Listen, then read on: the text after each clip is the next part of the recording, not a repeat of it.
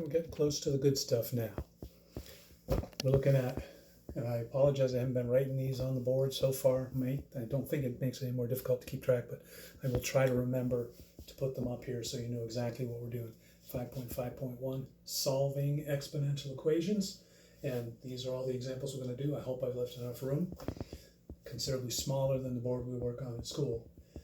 All of these equations have one thing in common, and that is that the x is in the exponent.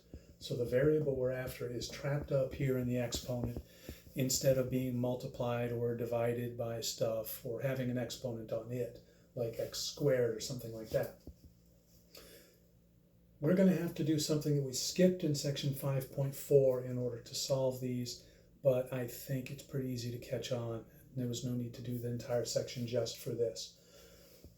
When we have our x trapped up in the exponent, the way we're going to solve the equation is to do the logarithm of both sides. So we're going to take 3x, we're going to take the log of 3x, and we're going to take the log of 81. That looks a little ugly there, I apologize, but what we're doing is taking the log of both of these, and then we're going to use the thing that we were supposed to have learned from the previous section, which says if you've got the log of something to an exponent, you can take that exponent and pop it out in front. So we can rewrite that as x times the log of 3 equals the log of 81. Now it's not necessarily obvious exactly how this relates to what we did before, but remember when we did inverse operations back in the first section of the chapter, logs and exponents are inverses of each other. So when we have a situation like exponentiation that we want to get rid of, log is the way we'll do that. Now that we've gotten rid of the situation we didn't like, that x was trapped up there, we just have x times a number equals another number, and we can get rid of that by dividing both sides by log of 3. And that'll give us x equals, if you put that in your calculator, log of 81, close the parentheses, divided by log of 3, you will get 4. And we should have known that to begin with, because we had 3 to the x equals 81, 3 to the 4th power is 81. Probably most of us knew that. But if not, we can find it this way.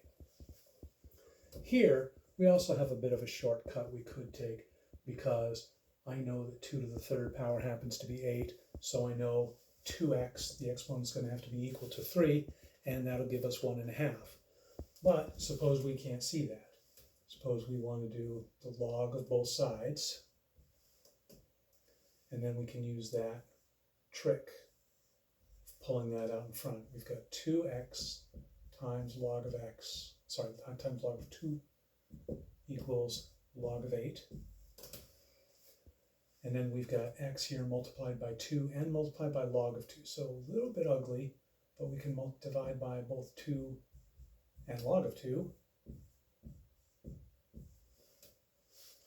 And if you put that in your calculator and are careful, you would have to do log of 8 close parentheses and then divided by, put parentheses around that before you hit enter, and you should get that x is equal to 1.5.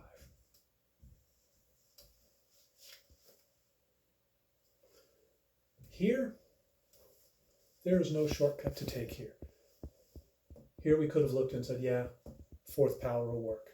Here we could have looked and said that'll be the 3rd power, so x has to be 1.5. But here there is no nice number that's going to work, so that 2 to that power is going to be equal to 33. So we have to use this process here. Take the log of both sides, move that x out in front, we get x log 2 equals log 33, and then we can divide both sides by log 2.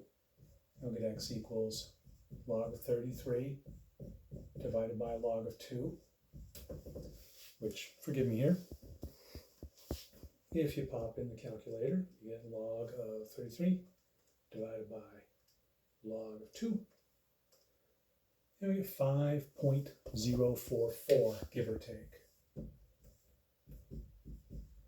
case you're following along at home. Okay, so those are the simple ones. Pretty much one step, well, a couple steps. Do the log, pull the exponent out in front, and then divide. These are going to be a little bit more complicated. Well, this one's not really. But these guys are, because the thing that we have up in the exponent is a little more complicated than just a regular x or a 2x. But the process is going to be the same. We can do the log of both sides and pull that exponent out in front. So we have 5x, 4x. 4x minus 7 times log of 5 equals log of 125. And if you do this in pieces, it might be a little bit easier. If you do log of 125 divided by log of 5, that will give you 3. So we'll have 4x minus 7 is equal to 3. And that's nothing you need to help solving. That's just a regular old linear equation. Add 7 to both sides, divide by 4, and we get x equals 2.5.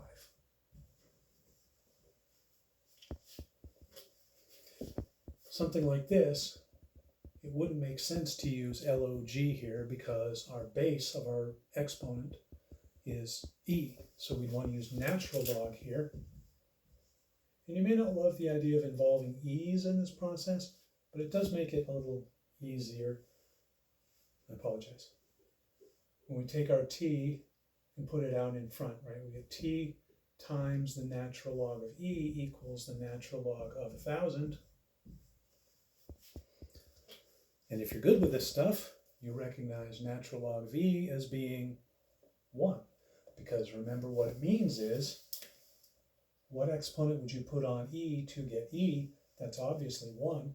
So we've got t equals natural log of 1,000. And we're done. Pop that in the calculator. Natural log of 1,000, 6.908.